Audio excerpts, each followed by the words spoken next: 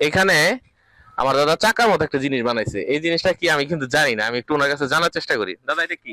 এটা চাক্কা। আসলে চাকা? হ্যাঁ। কি কাজে লাগে? এটা ইলিশ মাছ ধরে। ইলিশ মাছ ধরার চাকা? হ্যাঁ। কিভাবে এটা? এটা ইলিশ মাছ আপনার ওই জালটা গাইতে নিচে দিয়ে পুন টাইনিয়া মোটা কাশি টাইনিয়া কাশির লগে গাইতে দে জালের লগে।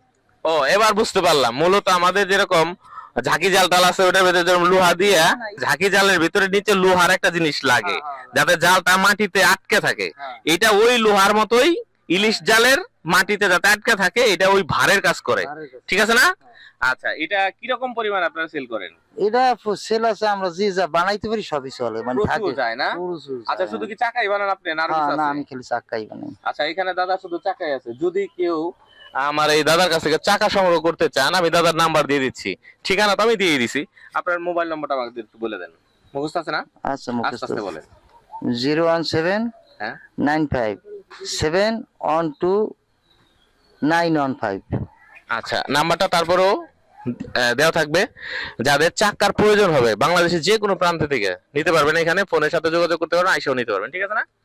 ফোনে যোগাযোগ করলে আপনারা ওইভাবে কথাবার্তা বলে যদি পারেন দিয়ে দিবেন। আচ্ছা, ঠিক আছে না?